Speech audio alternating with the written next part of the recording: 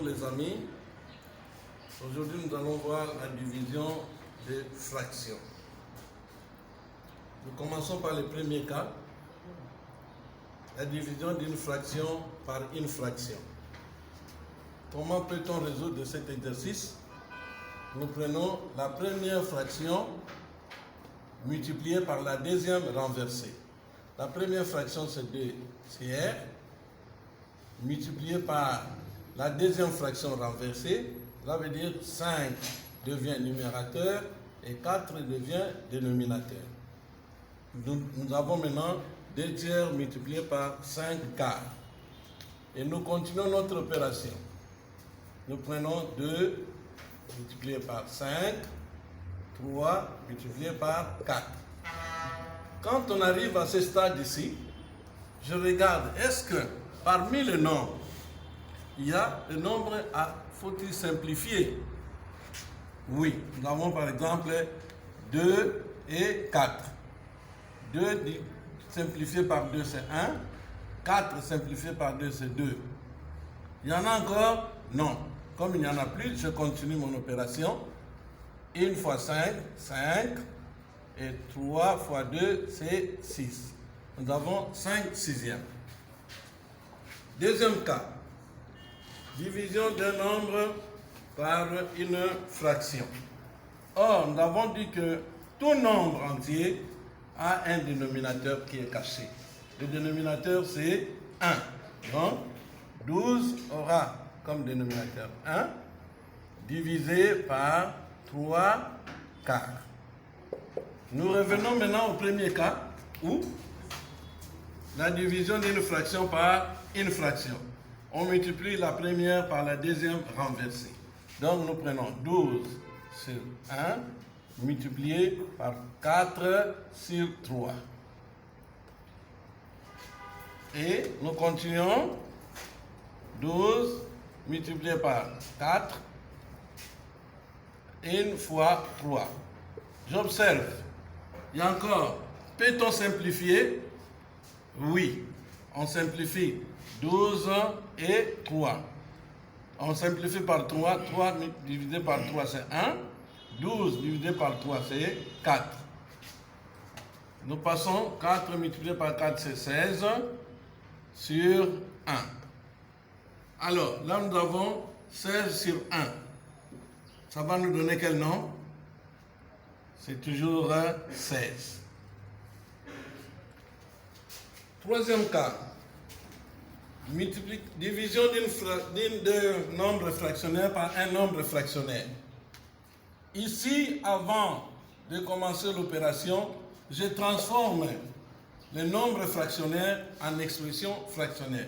Cela veut dire quoi? Le dénominateur multiplié par le nombre, le produit plus le numérateur. Donc je prends 4 multiplié par 2, c'est 8. 8 plus 3, c'est 11. Et on garde le même dénominateur. Cela veut dire 11 sur 4. C'est la même chose ici.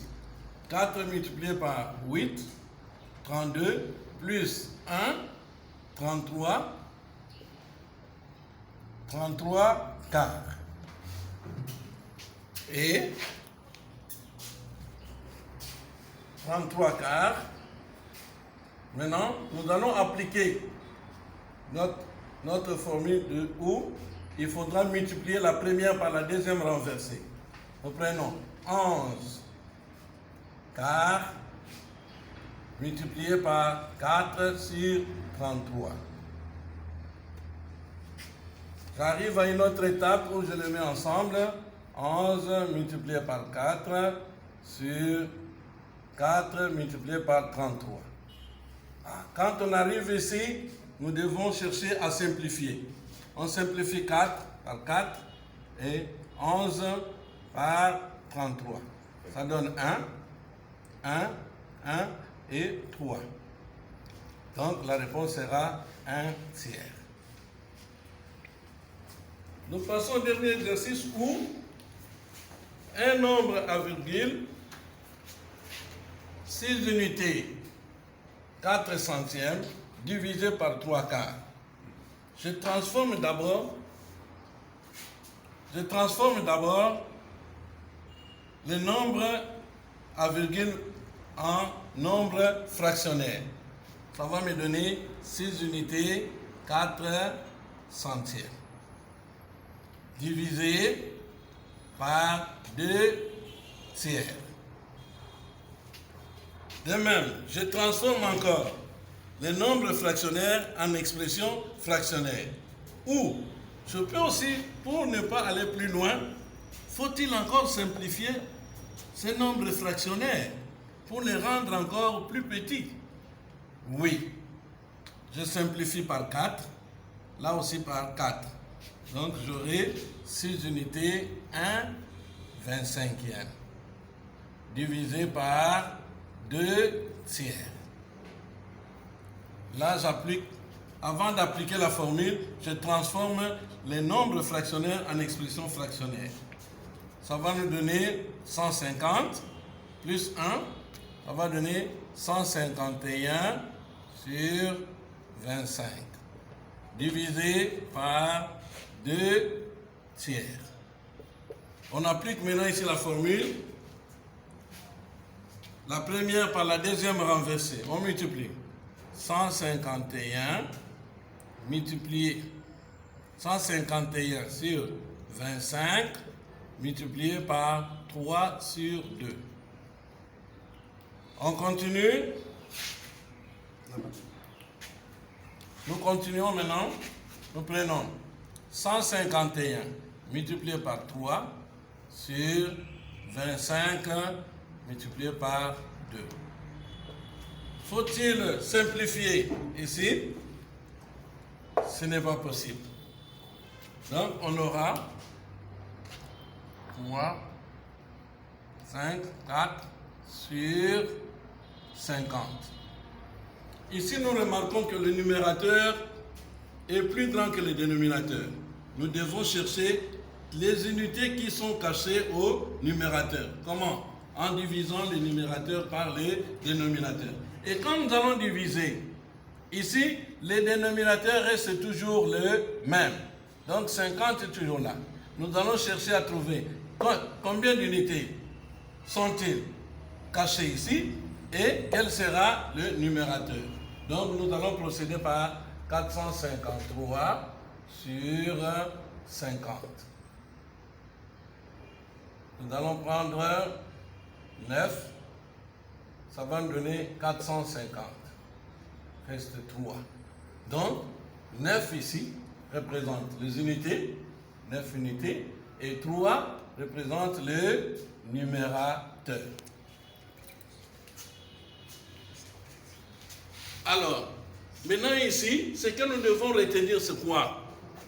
Que pour diviser une fraction par une fraction, on multiplie la première fraction par la deuxième renversée.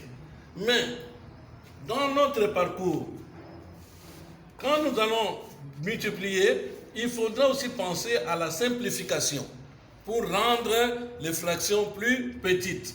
Et quand il y a un nombre entier là-bas, retenez seulement que tout nombre entier a un dénominateur. Son dénominateur, c'est toujours 1. Et que je crois que quand nous avons un nombre fractionnaire par un nombre fractionnaire, nous les transformons en expression fractionnaire et ensuite nous allons passer à l'opération. Il y a ici un cas où nous avons un nombre à virgule multiplié par une fraction. Nous devons d'abord transformer le nombre à virgule en expression, en nombre fractionnaire divisé par la fraction, et ensuite nous allons transformer ce nombre fractionnaire en expression fractionnaire, en expression fractionnaire divisé par le nombre, et ensuite nous allons appliquer notre formule où il y a la première par la deuxième renversée. Sur ce, nous demandons aux apprenants et aux parents de bien suivre les enfants avec les exercices que nous vous proposons ici dans le livre de pratique de maths à la page 92 numéro 1, première ligne et deuxième ligne, et à la page 93 numéro 7, colonne 3, Là, vous prenez seulement que 4 exercices. J'ose croire que c'est l'enfant qui va mettre cela en pratique, va bien travailler et ira toujours de l'avant. Je vous remercie.